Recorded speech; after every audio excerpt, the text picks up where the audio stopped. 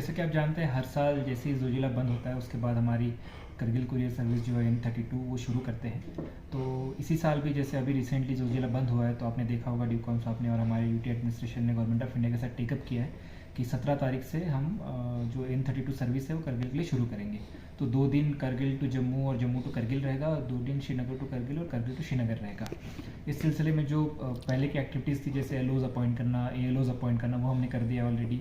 ऊपर जो air terminal है हमारा वहाँ पे मेंटेनेंस करना, साफ़ सफाई करना वो भी हो गया है। रिसेंटली हमारी टीम भी जाके आई थी। एयरफोर्स की तरफ से था कि जो एयरपोर्ट अंदर जाने के लिए रास्ता है वहाँ पे हमारा स्पीड ब्रेकर्स होने चाहिए, तो वो भी शायद से लग गए, हमने बोला था उनको लगाने के लिए। तो जो भी हमारी तरफ से एक्टिविटीज़ करनी थी शुरू होने से पहले की सारी एक्टिविटीज़ हमने इन प्लेस करके रखी है। और आपने सही कहा कि जैसे लास्ट ईयर जो है बहुत स्मूथली चला है डकोटा। जैसे नॉर्मल टिकटिंग, नॉर्मल एयरलाइन की टिकट होती है वैसे ऑनलाइन टिकट जनरेट होती है, तो नॉर्मल हमें एंट्री मिलती थी हमारे पैसेंजर्स को और बहुत ही स्मूथ तरीके से ये चला है। तो इस साल भी हमारा वही कोशिश रहेगी कि जैसे पिछले साल स्मूथली चला है सारा का सारा सिस्टम और सारा अरेंजमेंट, किसी की कोई शिकायत नहीं है।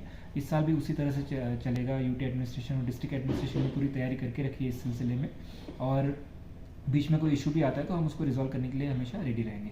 सर ये भी जो आपने जो इसका जो पवन शुरू किया है एयर टैक्सी हम कहेंगे इमरजेंसी के लिए, इस पे क्या है? जी, पवन हंस का वो है कि आप टिकट अगर बुक करते हो तो आपको सर्विस मिलती है। जैसे आपने देखा होगा यहाँ से श्रीनगर है, यहाँ से ज़ांस्कार है, लेह है, हर जगह के लिए एयर सर्विस अवेलेबल है। और जब भी हमें स्पेशली जब इमरजेंसी आती है, क्योंकि उसकी टिकट थोड़ी ज़्यादा है, 8-9 हज़ार लगती है श्रीनगर की, और डकोटा की उसकी ऑलमोस्ट 1/10 1/8 के हिसाब से आती है, तो मैक्सिमम लोग हमारा N32 प्रीफर करते हैं। चॉपर लेकिन जब भी पेशेंट की इमरजेंसी हो या किसी को 4-5 लोग हैं जिनको जाना हो इमरजेंसी की वजह से और जो टिकट दे पाते हैं, तो जैसे ऑनलाइन बुकिंग करते हैं तो वैसे हम हेली सर्विस ऑर्गेनाइज करते हैं यहाँ पे। सर इस पे इसी N32 को लेके इसको सारी करगिल हमारे देखने वाले सवर्स को आवाम को आप क्या मैसेज देना चाहेंगे? जी, मैं यही मैसेज देना चाहूँगा कि इसको अच्छे से यूटिलाइज़ करें, बिकॉज एडमिनिस्ट्रेशन ने बहुत ज़्यादा एफर्ट किया, स्पेशली सिविल एविएशन डिपार्टमेंट ने जो ऑनलाइन टिकटिंग सिस्टम शुरू किया है। बाद में हमारे एलओज हो, एएलओज हो, एडमिनिस्ट्रेशन पूरी तरह से हो, यहाँ पे भी सारी अलग अलग डिपार्टमेंट उसमें काम में लगे रहते हैं। तो ये सारी आपको सहूलियत पहुँचाने के लिए, विंटर्स में राहत पहुँचाने के लिए हम सिस्टम चलाते हैं।